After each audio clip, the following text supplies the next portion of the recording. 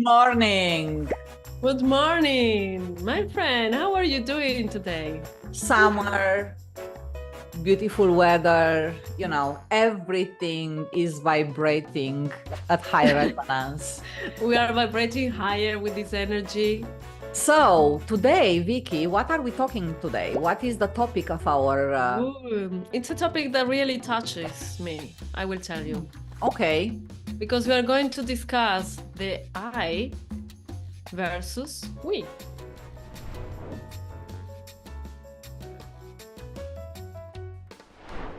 Our stories are so different, right? Yes, completely. That's why. Someone was asking me before jumping into this podcast, are we talking about the I versus C like a couple, or are we talking about the kind of teamwork, community, and so on? So anyhow, any kind of story which we are going to tell today is going to start with the lone wolf. Right? Yeah. So what if I told you that in life's wild ride, the power of many can supercharge the determination of one? Okay. So, yes. So let's picture this, right? Think about a lone wolf, shouldering the weight of the world, fueled by sheer grit and a bit of stubbornness, right? Yeah. But here is the plot. Here is the twist, right? I can picture it quite well, let me tell you. While going solo may seem very heroic, right? It can also drain your resources faster than a squirrel on espresso, right? Like having an espresso, right? And like a slot, going into a sprint, right? So the game changer is asking for help. The real magic happens when actually we drop the kind of lone ranger act and embrace the chaos of community, right?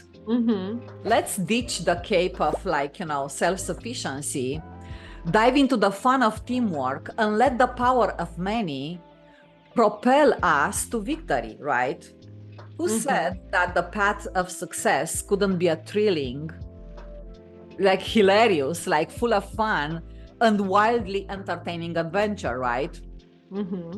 While instead of going by yourself, you lean into your community and you really share the success and the victories together. That is amazing. I'm just picturing it in my head because I'm a lone wolf, or I was. We entrepreneurs, we are lone wolves. I don't know how your story goes, but I picture that it's pretty much similar with mine. When stepping in this entrepreneurial path and thinking that you're gonna do you're gonna write a book, you're gonna do your podcast, you're gonna be the master of your marketing strategy, and you are pretty much by yourself. I'm by myself in my entrepreneurial journey, right? The time which I spent to write my first book, which is upcoming, and we are going to talk about it, Searching for Love, right? The podcast which we created, we worked so much individually and by ourselves, right? Yes. So we spend so much with ourselves that this might look like a very lonely journey, right? And many times it is. Exactly. And stepping into my entrepreneurial journey, I knew very little about it. Let's call it like this, right? And from all the perspective and things which I had in my head, I realized that I can't do everything by myself, right? Yes, we can do it. The thing is, as you said, how we're going to do it. Maybe we're going to spend so much energy, yes, in doing it alone, that maybe doing it with someone else would be easier. I did exactly what you said, right? So I was thinking, being stuck with like not knowing how to find a publishing house, not knowing what, editing of a podcast is all about, right? So I get unstuck asking for help. Yes. And when you ask for help and you bring your vibration and the well intent into that, actually the help is being given, right? Yes. And we've seen that, with, at least with this podcast, with our podcast, right? We gather around us a team of people. We have an amazing producer. Yes, we do. We do have, like, some people around us helping us to be timely, to really, try to choose the best topics, to come with the most relevant examples, right? So all this is the power of the community and the power of the team. Exactly. Because by myself or you by yourself, maybe we're about to spend the next 12 months doing that. Yeah, maybe we would do it, but in our way, with less resources, in a different manner, but it wouldn't be the same result. Exactly. So when I think about my entrepreneurial journey, what I learned in the first 6 months is that as much value as I bring as individual, my value multiplies with the help of the community or people around me helping me on my journey. Because bringing additional talent, additional skill, actually that's a fast track to progress. Yes. Right? And I've met so many brilliant people on my entrepreneurial journey, and each of them, they are coming with so various perspectives and diverse point of views that in itself, it's another dimension which brings, richness and brings value to what I'm doing. Like this phrase that says, 2 minds think better than one, right? Exactly. But let me ask you something, because before being an entrepreneur, you were in the corporate world for 20 years. So you already know how to work with a group, right? In community. Yes. And also the corporate jobs, they can be lonely sometimes, right? And it's true that I've been privileged, right? I've been privileged that, I had some very nice, cool teams. I learned that the team work, the collaboration, giving feedback, asking feedback, these are like, critical. Asking for help, this is something which actually everyone, I believe, should improve, right? Yes. Because asking for help comes, you really need, it comes from a moment of like, it's my pride, my vanity. Should I ask? How do I feel? That kind of judgment, right? They are going to be vulnerable. Many people helpless, hopeless, what I mean. Or many people confuse vulnerability with weakness. Exactly. So I'm not going to ask for help because they will think I'm weak, I can't do it. So I learned how to ask for help, also revealing the value for the others, right? Because you go and you ask for help knowing that person is going to come with an input, because you know that they are knowledgeable, they have the experience, they know how to do it, right? And even to be humble to receive that help, because many times we receive feedback but we don't like it, so we need to be humble to receive that feedback or that help and say, okay, I'm not perfect. Yes. I'm not perfect, I can't do anything, so I need someone to rely on. Yeah, it's that kind of like, like ask boldly, receive, grace gratefully, right? Mm-hmm. Because we don't know what we don't know, and in this life we don't know everything, right? Yes, and the thing is that even though we feel we are self-sufficient, we are social beings. The human being is a social being, and we need help. It's like it was tough for me to learn this because I'm a lone wolf since always. Since I'm a little girl, I was doing things for myself. So I grew up believing that I can do it, because that's what I had. I can do it. So I put this on my mind and said, no, I can do it. So I don't need help. So it was tough to learn to ask for help and to say, hey, I can't do this alone. Yeah. Or any directions,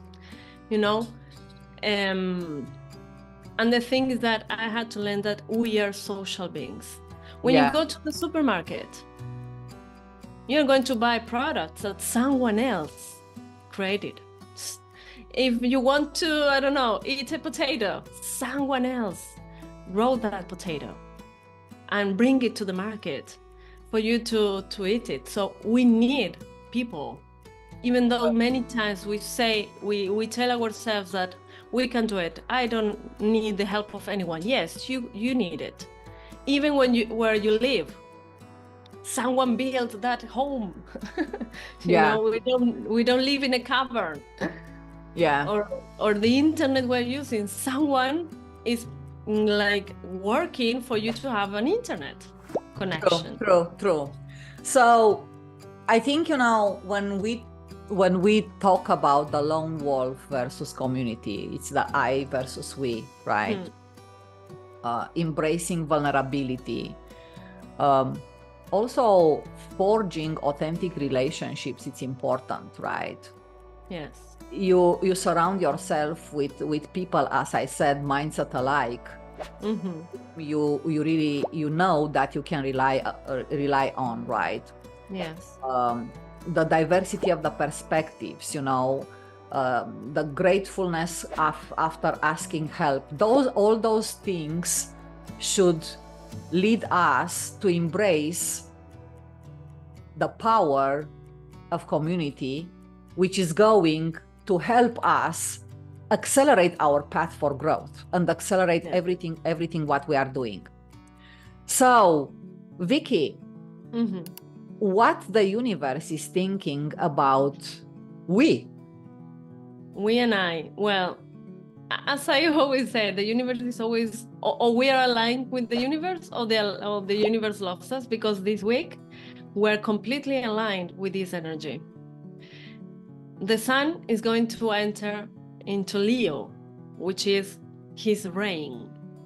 In Leo, the sun is like in his full potential, is magnified. The energy is magnified, and the sun is my true essence, is me, I, But as soon as he gets into Leo, he's going to oppose to Pluto, and Pluto is in Aquarius. And this is something new for us as humanity, because no one has lived what Pluto is in Aquarius, And Aquarius represents the community. Okay. So we are going to have like an opposition between I and we this week that is going to be powerful, really powerful. What Pluto is trying to convince the sun to do is like, hey, we need to work in community. We need to work together for having a better planet. That is what Pluto is going to teach us for the next 20 years. Wow. Because in the following months, he's going to go back to Capricorn a little bit, and then he's going to, at the end of the year, he's going to come to Aquarius again, and he will stay there for 20 years. And he will invite us, let's say, for not saying that he's going to oblige us, invite us to start building new communities, like real communities, like living, as you said, leaving the ego aside and potentially unity. work together, because that's what Aquarius wants. Yeah. That we together as a whole, a collective, goes to the future, and we are more sustainable, and we take care of Gaia, our Mother Earth. So this week it can be like confronting energy because they are like crashing, but at the same time we can see clearly those things that we need to start changing to go and start walking to that new community we want to build. Yeah. So that gives a lot of thinking when it comes to the next 20 years and how many things we can really think of doing for our Mother Earth. But this could be the topic of another episode, right? Yeah, because I think we're going to see a lot of changes. Yes. You to imagine the last time that Pluto was in Aquarius was for the Industrial Revolution or the French Revolution. So I don't know. everything is going to turn on or turn up for the better. Yeah, I hope so. That we learn to work together as a community. As resources, we are thinking about an exercise, right? You call it the lone wolf. I call it like, bridging, I versus we. But in essence, I think that the exercise is the same. Is the same. There are like, 2-3 steps, right? And I'll start with, the first one, which we thought about it, right? And we exercise it as well. And it comes with all this kind of like the first step in bridging I versus we. It's about, personal reflection, right? Yes. Like you think about a goal which you want to achieve, things which you struggle with, right? And you think about how are you approaching the situation and what kind of personal strengths you rely on and what kind of strengths you are missing, right? This might be a first step, like, thinking about, okay, so I'm in this situation today, I have this goal, these are my strengths, I'm missing this, I'm stuck with that, what's next? Right. And before that, I would like to add something to this first step, that is our values. True. What are our values that are guiding our life? Because that will also influence the next steps, right? And also what we're going to attract. And what we're going to attract. Yes. Exactly. Yeah. So I think that the second step is that after this reflection, I think we should ask our versus visionaries to really go out there into the community, their family, their friends, and start having the conversations about what they are trying to accomplish, what they are struggling with, and to really see what is the input coming back, what perspective they are bringing back, and how those perspectives might help them. Also asking for help. If you struggle with something, saying, you know what, I'm struggling with this, I don't know where to start. What do you think about it? Right? Some suggestions. Do you know someone going through the same situation who can help me with, right? And having this kind of like community conversations or like, friendship conversations, take that input and reflect again. Yes. What did you learn? Did you find the resources? Did you find the answers to the questions you have? Right? Yeah. And if not, maybe they have to redirect the same step to other communities, to other groups. Exactly. If they are not receiving what they are looking for, that is aligned, Anything else about the bridging I versus we and, getting the lone wolf, embracing the beauty of the community, or we are going straight call to action? Well, then the third step, I would say, in my case, was to seek for an accountability partner. Once I get all those answers, I know what I want, I know what are my values. So I make a list of the people that can help me, you know, and then reach that people and see if I can find someone that wants to do it with me. True. Action. Take action. Mm-hmm.